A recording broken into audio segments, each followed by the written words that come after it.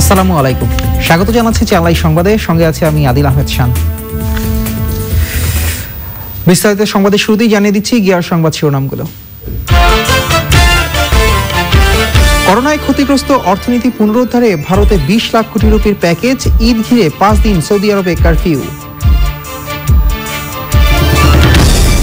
বাংলাদেশে করোনা ভাইরাসের জিন রহস্য উন্মোচন, চাইল্ড রিসার্চ ফাউন্ডেশনের বিজ্ঞানী সেজুতি সাহার নেতৃত্বে গবেষণা।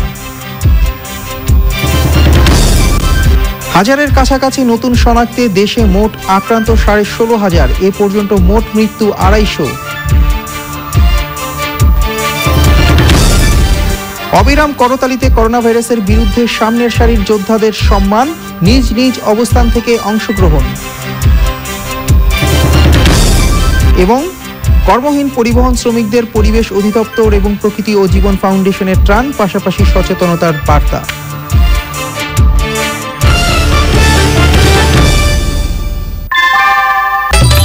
ঘরের চালের স্থায়ী সমাধান আনোয়ার সিমেন্ট শীট, সব সিজনেই ফিট। দর্শক, জানাচ্ছিলাম সংবাদ শিরোনামগুলো, এবারে পুরো সংবাদ। করোনা সংকট মোকাবেলায় ভারতে 20 লাখ কোটি রুপির বিশেষ আর্থিক প্যাকেজ ঘোষণা করেছেন দেশটির প্রধানমন্ত্রী নরেন্দ্র মোদী। সংক্রমণ রোধে ঈদের আগে পরে মিলে 5 দিন সৌদি আরবে কারফিউ দেয়া হবে। রুশ প্রেসিডেন্ট ভ্লাদিমির পুতিনের মুখপাত্র এবং কসোভোর এক মন্ত্রী করোনা ভাইরাসে আক্রান্ত হয়েছেন। সাউথ আফ্রিকায় 1000-এর বেশি ভেন্টিলেটর পাঠাচ্ছে যুক্তরাষ্ট্র। বিশ্বজুড়ে করোনা পরিস্থিতি নিয়ে দেখুন মাহমুদুল হক সোহাগের রিপোর্ট। করোনা পরিস্থিতিতে ভারতে অর্থনীতির গতি ফেরাতে 20 লাখ কোটি রুপির আর্থিক প্যাকেজ ঘোষণা করেছেন প্রধানমন্ত্রী নরেন্দ্র মোদী। জাতির উদ্দেশ্যে ভাষণে প্রধানমন্ত্রী মোদী বলেন, দেশটির কৃষক, শ্রমিক, দিনমজুর ও নিম্নবিত্তদের কথা ভেবেই এই আর্থিক প্যাকেজ তৈরি হয়েছে। সংক্রমণ রোধে চতুর্থ দফায় দেশ জুড়ে লকডাউন বাড়ানোর কথাও জানিয়েছেন তিনি। कोरोना संकट का सामना करते हुए नए संकल्प के साथ मैं आज एक विशेष आर्थिक पैकेज की घोषणा कर रहा हूं।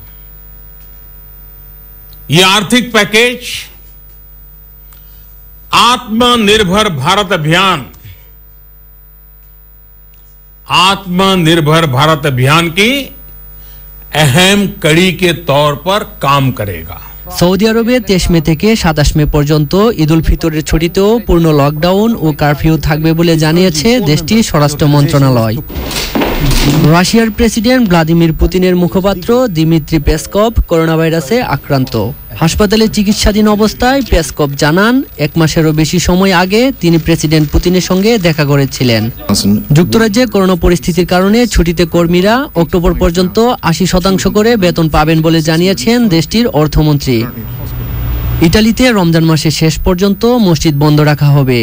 জুনের মাঝামাঝিতে আন্তর্জাতিক ভ্রমণকারীদের উপর বিধিনিষেধ তুলে নেবে আইসল্যান্ড। ফ্রান্সে দেশটির স্বাস্থ্য মন্ত্রণালয় না বলা পর্যন্ত প্যারিসের সব বিনোদন কেন্দ্র বন্ধ থাকবে। করোনা ভাইরাসের ভ্যাকসিন তৈরিতে চীনা সংস্থার সাথে কাজ করার কথা জানিয়েছে কানাডার জাতীয় গবেষণা কাউন্সিল। ভ্যাকসিন না আসা পর্যন্ত তথাকথিত হার্ড ইমিউনিটি অর্জনের মাধ্যমে করোনা মহামারীকে পরাজিত করার যে চিন্তা করা হচ্ছে তা বিপর্যয় ডেকে আনবে বলে সতর্ক করেছে বিশ্ব স্বাস্থ্য সংস্থা। Azerbaijan has had a relatively low number of cases. Mahmudul Haque Sohag, channel I. Corona ভাইরাসের জিন রহস্য উন্মোচন করেছে বাংলাদেশ। ঢাকা শিশু হাসপাতালের চাইল্ড রিসার্চ ফাউন্ডেশনের পরিচালক সমীর সাহা জানিয়েছেন, ফাউন্ডেশনের গবেষক ডক্টর সেজুতি সাহার নেতৃত্বে একটি দল 4 দিন ধরে গবেষণা শেষে করোনার জিন রহস্য উন্মোচনের কাজ শেষ করেছে। পরের ধাপে বাংলাদেশে ভাইরাসটির স্ট্রেইন বা গতি প্রকৃতি নিয়েও গবেষক দল কাজ করছে। দেশে মঙ্গলবার দুপুর পর্যন্ত 24 ঘন্টায় নতুন 669 জনের করোনা শনাক্ত হয়েছে। এ নিয়ে মোট আক্রান্ত 16,660 জন। 24 ঘন্টায় মোট মৃত্যু 11। এ সময় সুস্থ হয়েছেন 245 জন। সংক্রমণ রুখতে প্রয়োজন ছাড়া মানুষকে ঘরের বাইরে যেতে আবারও সতর্ক করেছেন স্বাস্থ্য অধিদপ্তর। চকর মালিথার রিপোর্ট। সোমবার দেশে নমুনা পরীক্ষা করা হয়েছিল এ যাবৎকালে সর্বোচ্চ 7,208। মঙ্গলবার 673টি নমুনা কম পরীক্ষা করে শনাক্তের সংখ্যা কমেছে 65। তবে শতকরা হিসেবে পরীক্ষা ও শনাক্তের অনুপাত আগের দিনের মতোই। এসব তথ্য জানিয়ে যারা এখন ডাক্তারি পড়ছেন সেই ছাত্রদের করোনা মোকাবেলায় একটি সংগঠনকে বুলেটিনের শুরুতে ধন্যবাদ জানান স্বাস্থ্য অধিদপ্তরের ভারপ্রাপ্ত মহাপরিচালক। মেডিকেল ও ডেন্টাল শিক্ষার্থীদের দ্বারা পরিচালিত শিক্ষা ও সমাজসেবামূলক প্রতিষ্ঠান মেডিসিন ক্লাব এই দুর্যোগময় পরিস্থিতিতে দেশব্যাপী বেশ কিছু কর্মসূচি তারা পালন করেছে। তাদেরকে অনেক অনেক ধন্যবাদ এবং কৃতজ্ঞতা জানাই যে তারা পরিপূর্ণ চিকিৎসক হওয়ার আগেই চিকিৎসা শাস্ত্রের ছাত্র হয়েই তারা মানব সেবায় কাজ করে যাচ্ছেন। বুলেটিনের তথ্য বিশ্লেষণে দেখা যাচ্ছে করোনা উপসর্গ নিয়ে স্বাস্থ্য অধিদপ্তরের হটলাইনে প্রতিদিন যে কল আসে সেটা গত 7 মে থেকে লাখের নিচে নামেনি।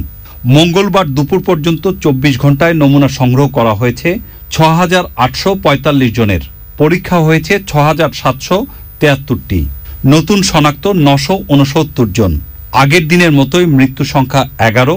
এ সময় হাসপাতাল থেকে সুস্থ হয়েছেন 245 জন। এখন পর্যন্ত মোট আক্রান্তের সংখ্যা 16,660, চিকিৎসায় আছেন 13,263 জন। এখন পর্যন্ত সুস্থ হওয়ার সংখ্যা 3,147, মোট মৃত্যু 250। 45,385 জন কোয়ারেন্টাইনে আছেন এবং 2,361 জন আইসোলেশনে। শনাক্ত হয়েছে 969 জন এবং এ পর্যন্ত শনাক্ত 16,660 জন। মৃত্যুর তালিকায় 11 জন এবং এ পর্যন্ত মৃত্যুবরণ করলেন 250 জন। গত 24 ঘন্টায় সুস্থ হয়েছেন 245 জন এবং এ পর্যন্ত সুস্থ হয়েছেন 3,147 জন।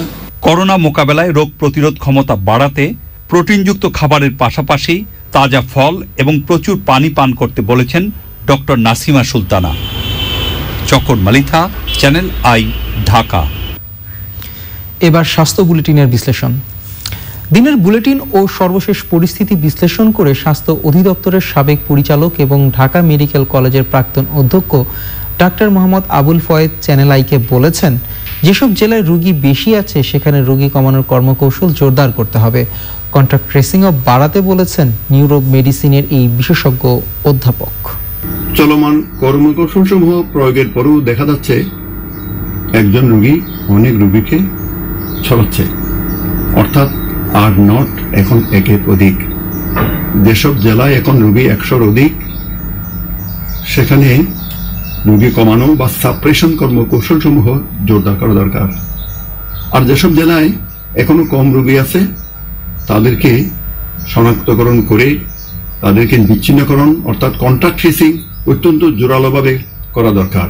সামাজিক দূরত্ব ও নিরবিচ্ছিন্নকরণ সহ স্বাস্থ্যবিধি মেনে চলার বিকল্প কিছু নেই। অন্যথায় আমাদেরকে অনাকাঙ্ক্ষিত মৃত্যুকে মেনে নিতে হবে। করোনা ভাইরাসের বিরুদ্ধে লড়াই করা সামনের সারির যোদ্ধা এবং শহীদদের সম্মান জানাতে মঙ্গলবার সন্ধ্যা 7টায় 1 মিনিটের অবিরাম করতালি কর্মসূচি পালন হয়েছে। নিজ নিজ অবস্থান থেকে কর্মসূচিতে অংশ নিয়ে নানা বয়সের মানুষ জীবন বাজি রেখে কাজ করা ডাক্তার, নার্স, স্বাস্থ্যকর্মী, আইনশৃঙ্খলা বাহিনী, সেনাবাহিনী, প্রশাসন ও সাংবাদিক সহ সবার প্রতি কৃতজ্ঞতা জানিয়েছেন। শমিক আহমেদের রিপোর্ট। করোনা ভাইরাস মোকাবেলায় নিজের জীবনের ঝুঁকি নিয়ে কাজ করে যাচ্ছেন ডাক্তার, নার্স, স্বাস্থ্যকর্মী, আইনশৃঙ্খলা বাহিনী, সেনাবাহিনী, প্রশাসন ও সাংবাদিক সহ বিভিন্ন পর্যায়ের পেশাজীবীরা। সেবা দিতে গিয়ে এরই মধ্যে করোনা ভাইরাসে আক্রান্ত হয়ে মৃত্যুও বরণ করেছেন অনেকে। করোনা রোধে এই সামনের সারির যোদ্ধাদের প্রতি কৃতজ্ঞতা জানাতে সন্ধ্যা 7টায় নিজ নিজ অবস্থান থেকে 1 মিনিটের অবিরাম করতালি কর্মসূচি পালন করা হয়। এই যুদ্ধে অংশগ্রহণকারী সকলের প্রতি আমাদের আন্তরিক অভিবাদন ও শুভেচ্ছা। এই মহামারী থেকে রক্ষা করার জন্য করে এই সংক্রমণ ব্যাধির বিরুদ্ধে যুদ্ধ করে যাচ্ছে, তাদেরকে অসংখ্য ধন্যবাদ আমাদের পক্ষ থেকে। কোনো পরিবার পরিজন কারো কথা চিন্তা না করে যে তারা কাজ করছে নিজের সাথে, এটা আসলে তাদেরকে আমাদের পক্ষ থেকে স্যালুট জানানো দরকার। যতদিন এই বাংলাদেশ থাকবে ততদিন আমরা তাদের কৃতজ্ঞতা থাকব। প্রকৃতি ও জীবন ফাউন্ডেশন, মতিঝিল সরকারি স্কুলের প্রাক্তন শিক্ষার্থী এবং ফেসবুক ইউজারদের উদ্যোগে এ কর্মসূচি পালন করা হয়। করোনা যোদ্ধাদের সম্মান জানানোর পাশাপাশি উৎসাহ যোগানোর জন্য এই কর্মসূচি, বলছেন আয়োজকরা।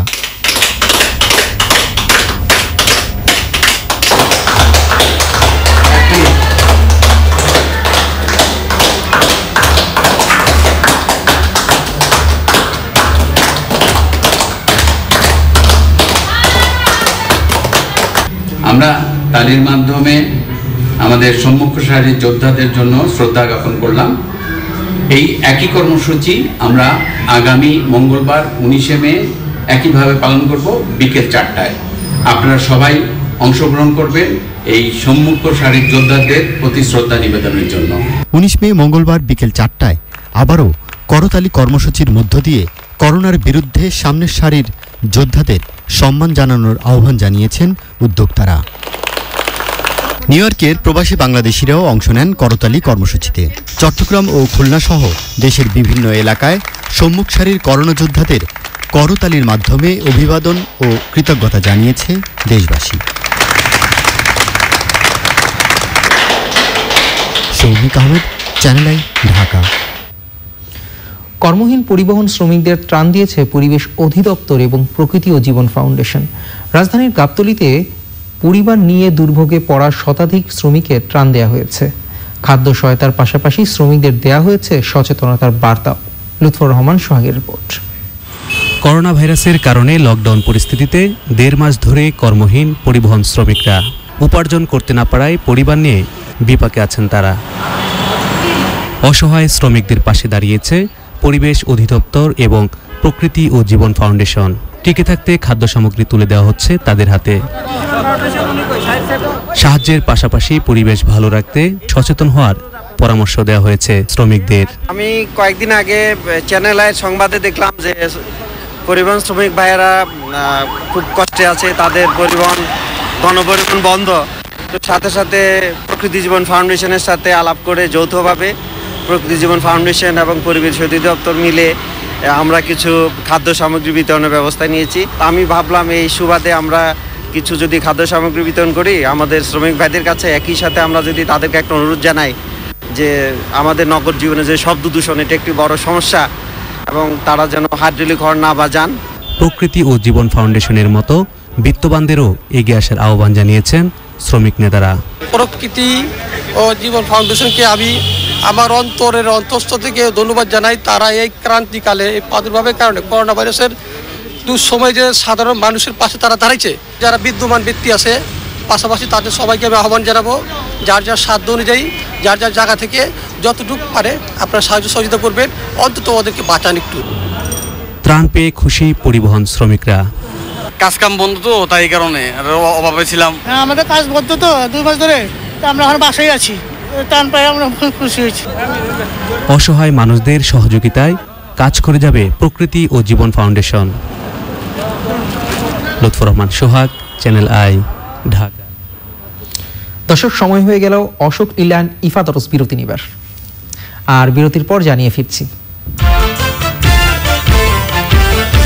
জুনের আগে ইংল্যান্ডের মাঠে গড়াবে না কোনো খেলা, জার্মান কাপ ফুটবলের চূড়ান্ত সূচি ঘোষণা। ডাভের আনবিটেবল ড্যামেজ রিপেয়ার এবং হেয়ার ফল রেস্কিউতে এখন 16% extra free. Dove, take care, be safe. Dutch Bangla bank agent banking, ব্যাংকের সকল সেবা এখন প্রান্তিক জনগোষ্ঠীর দোরগোড়ায়। এর মাধ্যমে খুব সহজেই আপনি এজেন্টের কাছ থেকে নগদ টাকা জমা অথবা উত্তোলন করতে পারবেন যে কোনো সময়, এমনকি ছুটির দিনেও।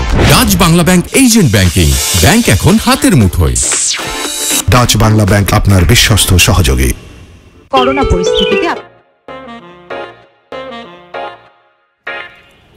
আরে দিদি, আপনি?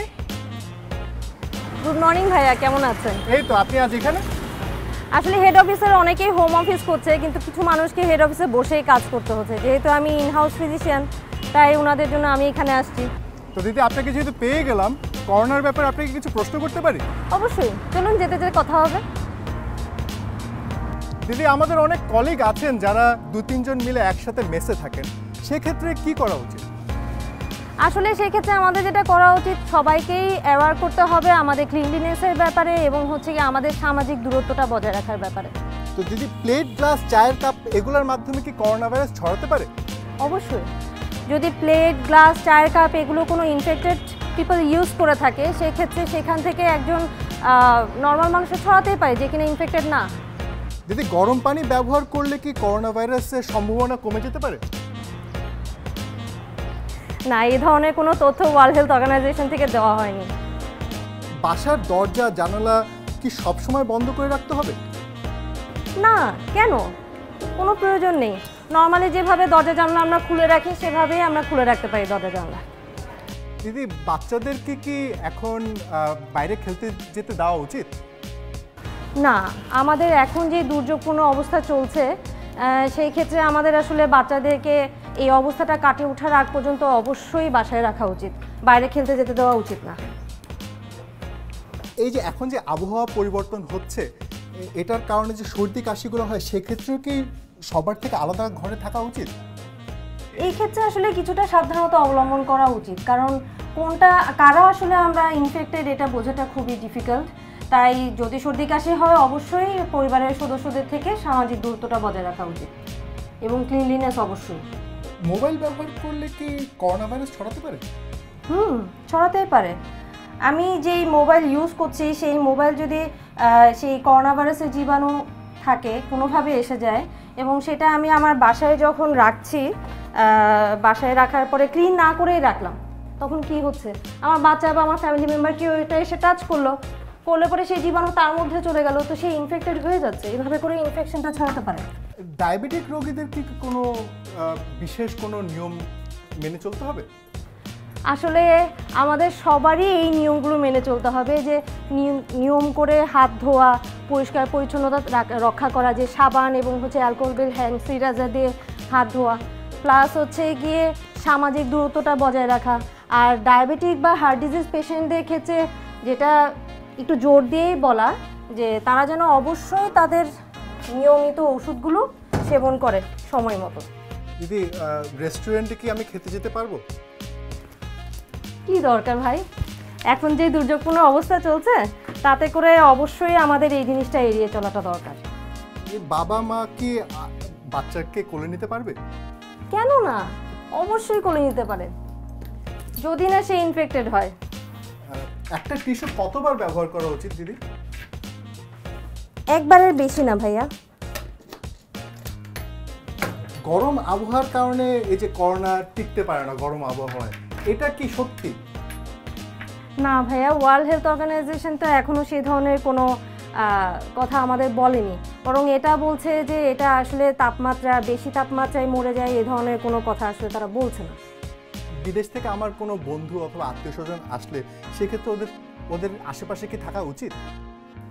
না, বিদেশ থেকে যারা আত্মীয় স্বজন আসছে তাদের থেকে অবশ্যই সামাজিক দূরত্ব বজায় রাখতে হবে এবং এই সামাজিক দূরত্ব বজায় রেখে তাদেরকেও বোঝাতে হবে যে যেই রুলসগুলোর কথা আমরা সবসময় বলছি, যে ক্লিনলিনেস এবং সামাজিক দূরত্ব বজায় রাখা, লোক সমাগমপূর্ণ জায়গায় না যাওয়া, এগুলো যেন অবশ্যই তারা মেনটেন করে। দিদি, আপনি তো এখন মাস্ক পরে আছেন, আপনি কি বাসায় থাকলেও মাস্ক পরে থাকেন? না, বাসায় থাকলে অবশ্যই না, বাসা থেকে বেরোনোর সময় মাস্ক পরে বের হচ্ছি। দিদি, আমি বাসায় ঢোকার পর কতক্ষণ আমার ফ্যামিলি মেম্বার থেকে দূরে থাকা উচিত বলে আপনি মনে করেন? ভাইয়া, আপনি বাসায় গিয়ে প্রথমে গোসল সারেন, সাবান পানি দিয়ে পরিষ্কার হন, তারপর অবশ্যই আপনি আপনার ফ্যামিলি মেম্বারের পাশাপাশি যেতে পারবেন, কাছে যেতে পারবেন। আচ্ছা দিদি, আমরা তো অফিসে থাকা অবস্থায় অনেকে একই কম্পিউটার 2-3 জন মিলে ব্যবহার করি, সেক্ষেত্রে আপনার কি করা উচিত বলে মনে করেন? অবশ্যই সেক্ষেত্রে আমাদের ক্লিনলিনেস মেজারমেন্টটা নিতে হবে। আমাদের যে ল্যাপটপ আছে, মাউস আছে, এগুলো প্রতিদিন ক্লোরিন অথবা ক্লোরো সলিউশন দিয়ে পরিষ্কার করতে হবে অথবা অ্যালকোহল বেস হ্যান্ড স্যানিটাইজার দিয়ে পরিষ্কার করতে হবে। প্লাস আমাদের কলিগদেরকে বলতে হবে যেন তারা বারবার হ্যান্ড ওয়াশের যেই অভ্যাসটা সেটা যেন গড়ে তোলে। আচ্ছা, আমি কি গ্লাভস পরে হ্যান্ডশেক করতে পারবো? কি দরকার ভাই, আপাতত আমরা এই দূরত্বটা বজায় রেখেই চলি। আচ্ছা, কি ধরনের খাবার খেলে করোনা ভাইরাস থেকে আমি বাঁচতে পারি বলে আপনি মনে করেন? আসলে ওয়ার্ল্ড হেলথ অর্গানাইজেশন এই ধরনের কোনো কথা আমাদের বলছে না যে কোন ধরনের খাবার খেলে আমাদের সংক্রমণটা কম হবে বা কিছু। তবে একটা জিনিস বারবার বলছে যে কিছুক্ষণ পর পর পানি খেতে হবে প্রচুর পরিমাণে এবং ভিটামিন সি যুক্ত ফ্রুটস অ্যান্ড ভেজিটেবলস আমরা বেশি করে খেতে পারি। এটা আমাদের রোগ সংক্রমণে মানে বাধা দেয় বা গিয়ে আমাদের ইমিউনিটিটাকে বাড়ায়, যেটা আসলে আমাদেরকে অনেক সাহায্য করে এই ধরনের ডিজিজের সাথে লড়াই করতে। আচ্ছা দিদি, মনে হচ্ছে আপনি এখন কাজে ব্যস্ত হয়ে যাচ্ছেন। আপনার সময়ের জন্য অসংখ্য ধন্যবাদ। আমার যদি এর পরে কোনো প্রশ্ন থাকে আমি অবশ্যই আপনার কাছে আসবো। ওকে, ইউ মোস্ট ওয়েলকাম।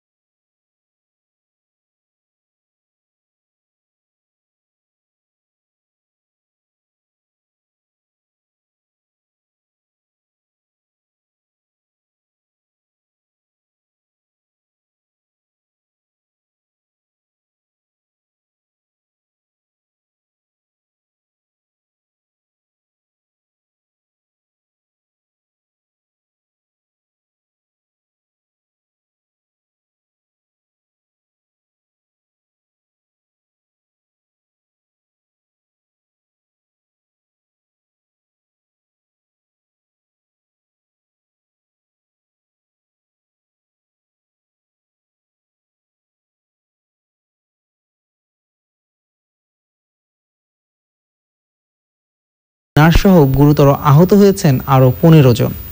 আফগান স্বরাষ্ট্র মন্ত্রণালয় জানিয়েছে, স্থানীয় সময় মঙ্গলবার সকাল 10টা নাগাদ কয়েকজন হামলাকারী হাসপাতালটিতে ঢুকে পড়ে। দাতব্য সংস্থা মেডিসিন সায়েন্স ফ্রন্টিয়ার্স MSF পরিচালিত ওই হাসপাতালে হামলার সময় বিদেশি নাগরিক সহ প্রায় 140 জন ছিলেন। হাসপাতাল থেকে নারী ও শিশুসহ প্রায় 100 জনকে উদ্ধার করেছে নিরাপত্তা বাহিনী। সে সময় তাদের সঙ্গে বন্দুকযুদ্ধে হামলাকারীরা নিহত হয়। হামলায় কঠোর নিন্দা জানিয়েছে যুক্তরাষ্ট্র। একই সময় দেশটির পূর্বাঞ্চলীয় এলাকায় এক পুলিশের শেষকৃত্য চলাকালীন হামলায় কমপক্ষে 24 জন নিহত ও 68 জন আহত হয়েছে। এবার নিটল টাটা কৃষি সংবাদ।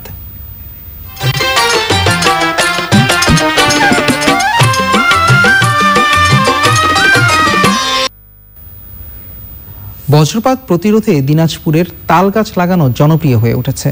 সড়কের দুধার ছাড়াও বাড়ির আশেপাশে তাল বীজ রোপণ করছেন অনেকেই। সরকারি ও বেসরকারি লবণ সহিষ্ণু বাড়ি 3 জাতের হাইব্রিড ধান প্রথম পরীক্ষামূলকভাবে চাষ করেছেন খুলনার ডুমুরিয়ার কৃষক বোরহান উদ্দিন। অন্যান্য ধানের তুলনায় উৎপাদন খরচ কম, রোগ প্রতিরোধী, বেশি ফলনশীল হওয়ায় কৃষকের মাঝেও সাড়া ফেলেছে জাতটি। দানিয়েল সুজিত বোসের রিপোর্ট। কৃষক বোরহানউদ্দিন বলেছেন, বাড়ি 3 জাতের হাইব্রিড ধান বীজের মূল্য আমদানিকৃত অন্যান্য হাইব্রিড জাতের চেয়ে কম। এর জীবনকাল মাত্র 45 দিন এবং রোগ প্রতিরোধ ক্ষমতা অনেক বেশি, তাই উৎপাদন খরচও অনেক কম। 30% ফলন বেশি হবে বলে আশাবাদী তিনি। ধান 28 বা 67, 58 সেম সারের প্রায় ওর থেকে হালকা একটু বেশি লাগে। এ ধান হেলে পড়ে না, অন্য অন্য ধানের তুলনায় বাইল লম্বা। কৃষকের দেশীয় হাইব্রিড ধান গবেষণার যেহেতু এর বীজের দামও একদম সস্তা এবং বীজ আমাদের হাতের নাগালেই পাওয়া যায়। বোরহানউদ্দিনের সাফল্য দেখে অনেক কৃষকই আগ্রহী হয়েছেন এই জাতের ধান আবাদে। বোরহান সাহেব এই বীজ উদ্যোক্তা, তার কাছ থেকে আমি বিস্তারিত জানলাম যে এই বীজটা কেমন। তা ধান দেখেই আমার আর জানা লাগছে না যে আসলে বীজটা কেমন। ধানটা দেখে আমার খুব ভালো লেগেছে এবং আমি আশা করি আমার যত জমি আছে আমি এই ধানটাই লাগাবো। জাতটির সাফল্য নিয়ে আশাবাদী কৃষি বিভাগ। এই হাইব্রিড ধানের একটা বৈশিষ্ট্য হচ্ছে এটা লবণ সহ্য করতে পারে এবং হচ্ছে আমাদের অধিকাংশ হাইব্রিড জাত সেগুলো হলো জীবনকাল অনেক বেশি। আমাদের এলাকায় ঝড় ঝঞ্ঝা বা প্রাকৃতিক দুর্যোগ আসতে পারে, এজন্য আমাদের স্বল্প জীবনকালীন জাত দরকার। আমাদের এই যে বাড়ি হাইব্রিড 3 এটা দেখছেন, এটা হলো জীবনকাল 145 দিন, এটা হলো উপসি ধানের মতো এবং এর ফলন অনেক বেশি। এটার হেক্টর প্রতি ফলন 9 টন বা তার কাছাকাছি। এই জন্য আমরা এটা সম্প্রসারণের উদ্যোগ গ্রহণ করেছি। Daniel Sujit Bose, channel I, Khulna. এবারে প্রকৃতি সংবাদ।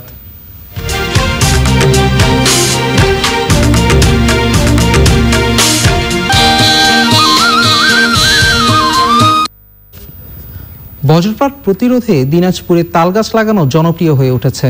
সড়কের দুধার ছাড়াও বাড়ির আশেপাশে তালবীজ রোপণ করেছেন অনেকেই। সরকারি ও বেসরকারি বিভিন্ন সংগঠনের উদ্যোগেও তালবীজ রোপণের কাজ চলছে। আরমান হোসেন বরকতের ভিডিওতে শাহ আলম শাহের রিপোর্ট। পরিবেশের ভারসাম্য রক্ষায় দিনাজপুরে বরেন্দ্র উন্নয়ন কর্তৃপক্ষ 10 বছরে 7 লাখ তাল বীজ রোপণ করেছে। রাস্তাঘাট পতিত জমি ফাঁকা স্থানে লাগানো হয়েছে এসব তাল গাছ। আরেকটি সংগঠন নসিপুর CIG কৃষক সমবায় সমিতি প্রায় 5 কিলোমিটার সড়কের দুধারে লাগাচ্ছে তাল গাছ। ইতোমধ্যে তাল গাছগুলো সুন্দর মতো বেড়ে উঠেছে। প্রতি বছরে তাল গাছ লাগাই আমরা 200-250 করে। এ পর্যন্ত আমরা তাল গাছ রোপণ করি 5 কিলো মতো। তাল গাছ লাগাইছি রাস্তার ধারে প্রায় 500 মতো, অনেকগুলো তাল গাছ বড় হয়ে গেছে। এই অঞ্চলকে বজ্রপাত নিরোধক হিসাবে আমরা সহায়তা পাবো এবং পরিবেশের ভারসাম্য রক্ষা হবে, মানুষ এবং পাখির আবাসস্থল তৈরি হবে। সমিতি করে এই তাল গাছ লাগাচ্ছি, 5 কিলো লাগার আমাদের বরাদ্দ আছে। প্রতি বছর 1 থেকে 1.5 কিলো করে তালের বীজ রোপণ করি। বজ্রপাত থেকে প্রাণ বাঁচাতে সরকার দেশে বেশি করে তাল গাছ রোপণের সিদ্ধান্ত নিয়েছে। দিনাজপুরে সরকারিভাবে আরো 3 লাখেরও বেশি তাল গাছ লাগানো হচ্ছে। গত বছর আমরা পুরো দিনাজপুর জেলার 13টা উপজেলাতে 2,60,000 তাল বীজ লাগিয়েছি। বিগত 5-7 বছর ধরে আমরা লাগাচ্ছি। টোটাল জেলাতে এ পর্যন্ত আমাদের 7 লক্ষ তাল গাছ লাগানো আছে। এর মধ্যে অনেকগুলা ফল দেওয়ার উপক্রম হয়ে গেছে প্রায়। জলবায়ু পরিবর্তন প্রতিরোধেও কাজ করে তাল গাছ। ক্লাইমেট চেঞ্জকে আপনার অ্যাডাপ্টেড করার ক্ষেত্রে তাল গাছের কিন্তু দারুণ একটা ভূমিকা আছে এবং এই গাছ কিন্তু সহজে উপরেও যায় না ঝড় তুফানে। এর রুট এত শক্তিশালীভাবে থাকে। আবার দেখেন তাল গাছে এই যে মানে বিভিন্ন রকমের প্রাকৃতিক দুর্যোগ থেকেও কিন্তু রক্ষা করতে পারে। তাল গাছ একটা আর্থিংয়ের কাজ করে, যেহেতু সব গাছের উপরে থাকে সে কিন্তু সবার আগেই সেই মানে বজ্রপাতের যে ইলেকট্রিসিটি সেটা কিন্তু সে অ্যাবজর্ব করে তারপরে সে মাটির সাথে মিশে এটাকে নিউট্রালাইজ করে। তো এই ক্ষেত্রে এই বজ্রপাতগুলো থেকে রক্ষা করার জন্য কিন্তু তাল গাছের একটা বড় ধরনের ভূমিকা আছে। গত 4 বছরে দিনাজপুরে বজ্রপাতে 39 জনের মৃত্যু হয়েছে। শুধু বজ্রপাত প্রতিহত নয়, পরিবেশের ভারসাম্য রক্ষায় এই তাল গাছের প্রচুর প্রয়োজন রয়েছে। তাই এই তাল গাছ লাগানোর তাগিদ দিচ্ছেন পরিবেশবিদরা। দিনাজপুর থেকে শাহ আলম শাহী, চ্যানেল আই। এবার খেলার খবর।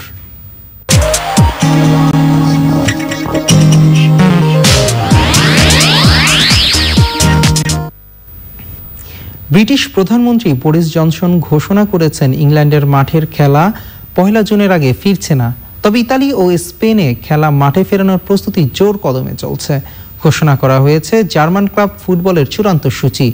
করোনার কারণে আর্থিক সংকটে পড়া আফগানিস্তান ক্রিকেট বোর্ড কর্তন করেছে তাদের সাউথ আফ্রিকান কোচ ল্যান্স ক্রুজনারের বেতনের একাংশ। সাইদুর রহমান শামীমের রিপোর্ট। ইংল্যান্ডে 1 জুনের আগে মাঠে বা খোলা জায়গায় খেলা আয়োজনের উপর নিষেধাজ্ঞা থাকছে। তবে প্রিমিয়ার ফুটবল লিগ আয়োজন নিয়ে ক্লাবগুলোর সাথে বৈঠক করেছে লিগ কর্তৃপক্ষ। ক্লাবগুলো নিরপেক্ষ ভেন্যুতে খেলতে অসম্মতি জানিয়েছে। লকডাউন শিথিল হওয়ার পর ইটালিতে ফুটবলারদের অনুশীলনে ফেরার প্রথম ধাপ ভালোই চলছে। 18 মে থেকে সিরিয়ার ক্লাবগুলো দলগত অনুশীলন শুরু করতে পারবে। ওদিকে ঘরে অনুশীলনের সময় মস্তিষ্কে রক্তক্ষরণে মারা গেছেন আটলান্টার তরুণ ফুটবলার আন্দ্রেয়া রিনালদি। সরকারের 12 জুন লা লিগা ফের মাঠে গড়ানোর তারিখ নির্ধারণ হয়েছে। 16 মে মাঠে গড়াচ্ছে German Bundesliga. German football association German Pokal cup ফুটবলের সেমিফাইনাল ও ফাইনালের সময়সূচি ঘোষণা করেছে। 4 জুলাই ফাইনাল। করোনার আগ্রাসনে ঝিমিয়ে পড়া ক্রীড়াঙ্গনের অর্থনৈতিক দুরবস্থা ছায়া ফেলেছে